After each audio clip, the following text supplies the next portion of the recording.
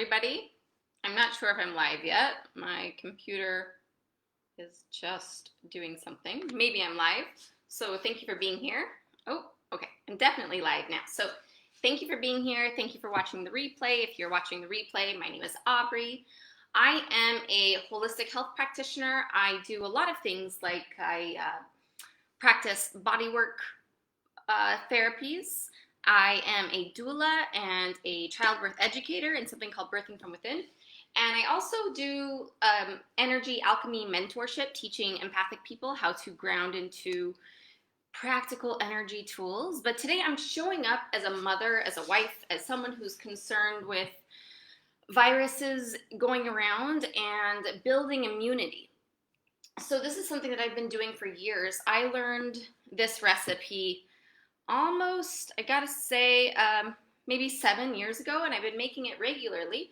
I like to make it with the new moon because you let it ferment for a few weeks. You can harvest it on the full moon, or I like to let it sit for a full moon cycle, so I harvest it on the new moon as well.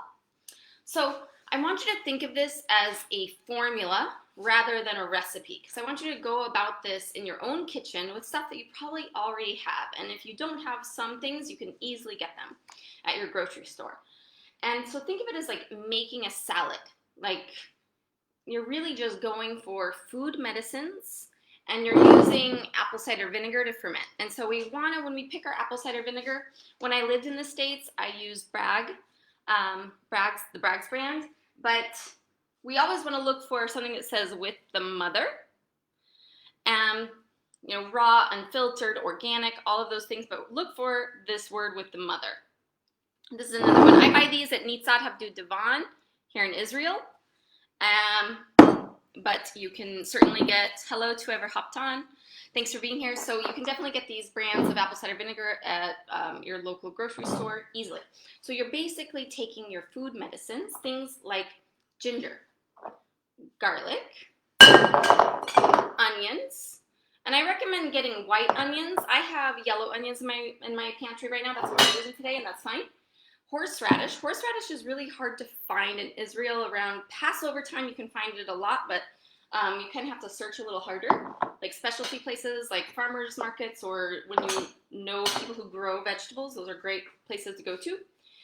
And then peppers. So in general, I would say you want equal amounts of each ingredient, but it doesn't matter. But when you're using a hot pepper, I just put 1 hot pepper in and let it ferment for a month.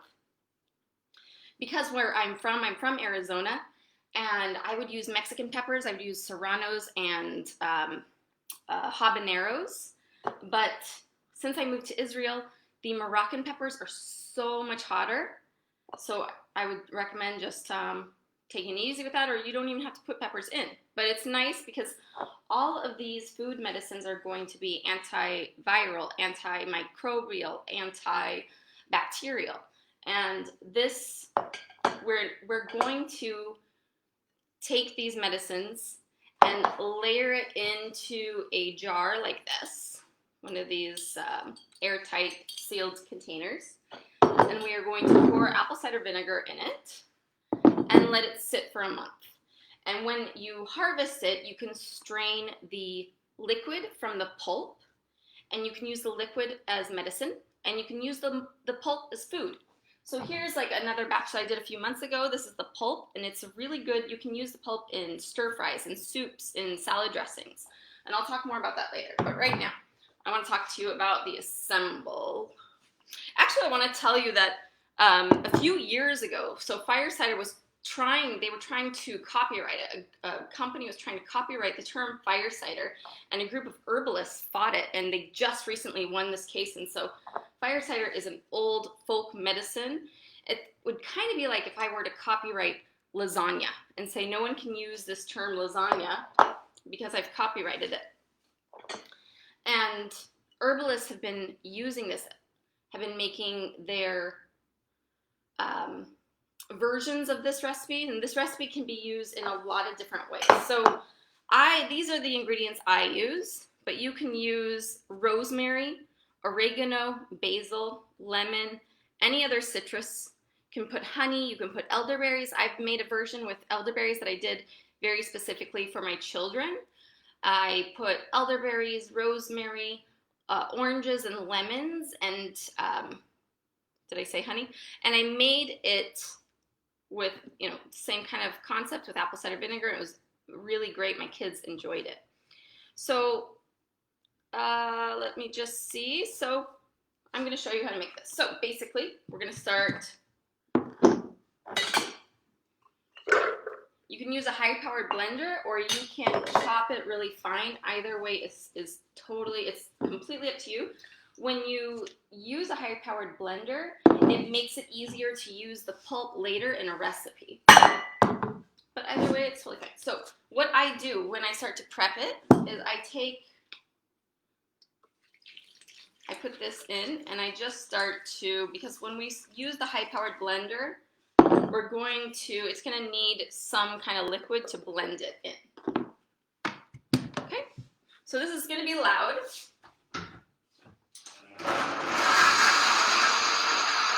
And that's it. Okay, that's all right. So then,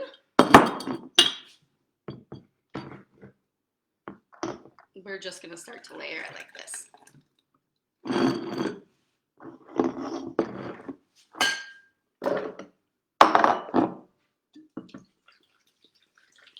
So that was garlic. Now I'm adding ginger, and I just plop it in there. I put some apple cider vinegar.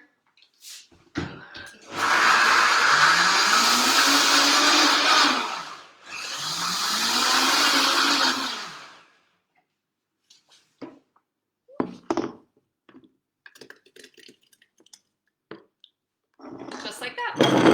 So when I'm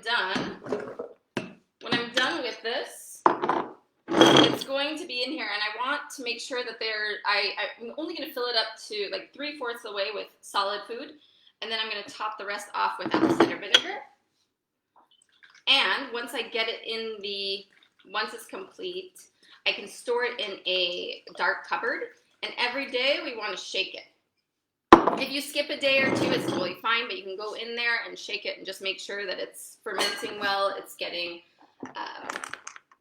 the things are getting mixed well. Okay.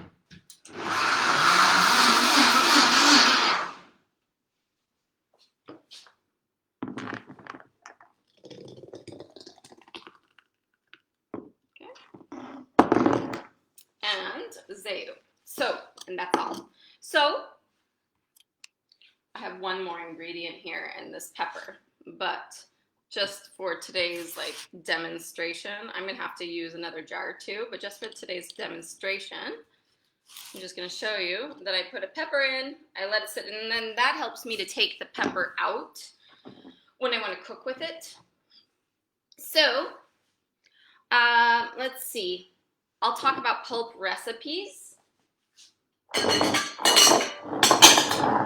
So when I use this pulp, after a month of fermenting this from a new moon to a new moon, I will separate it with a cheesecloth or a nut milk bag, or just a strainer, a good strainer. Anything really works is fine. I like the nut milk bag or a cheesecloth because then I don't get little bits of pulp in my liquid. But I move the liquid to another jar, and I will take the liquid. If I am in a group of people and I hear someone coughing, or I start to feel like something's coming on, I'll take it as preventative. I like taking it before bed. It doesn't taste bad. Like all these ingredients are really hot and spicy, but the apple cider vinegar actually cooks it and ferments it, so it's a nice flavor, and you can take little shots of it and use it as immunity building. And when I feel like I'm getting a sore throat or start to have a cough, I will take it even more, and it knocks stuff out of me. And then with the pulp, one of my favorite dressings with this pulp is to take a spoonful and put it in my Vitamix or high-powered blender, and I mix equal parts of soy sauce. I use organic tamari, olive oil, and lemon, and that makes a really nice Asian-style dressing that I love to put on sweet potatoes or salads with avocado. I also like to take the pulp and cook it in my stir fries, add things like uh, tahini, trina, or almond butter, and I use that with like 8 carrots and cabbage and put it over rice or quinoa. It's also really nice in soups, especially Asian style soups, because it has a lot of ginger in it. It's really nice to flavor anything that you're making Asian foods with. So uh, this is what I have prepared for you. We're just about 10 minutes, but I'm happy to talk to you more about recipes. I'm happy to answer any questions. I can link a recipe in the comments below. So just let me know what kind of questions you might have, if you have made this before, if you have a particular version. So really, this is the recipe I use. It's really simple, but a lot of people will add rosemary, they'll add oregano, like I've said before, but I'm just going to reiterate that you can add those kind of, those like, what's the word I'm looking for? But you can add like rosemary, basil, oregano kind of flavors to it. You can put honey in it. You can put lemon in it. But this is what I do. It's really nice. I think I like it this way because it makes it easier to use the pulp in recipes in a more variety way. If I want lemon in it, I'll just add lemon. So I hope everyone is well. This is I have been using this for 7 years, and I can tell you that it helps me to fight things that I'm going through. And especially today when we're in this pandemic and there's a lot of concern, this is a really good way to boost your immunity. So you're going with a proactive mind rather than a reactive kind of place. And I hope everyone's well. If you have questions, I'm happy to answer later. Just post questions below and I'll answer you. Take care.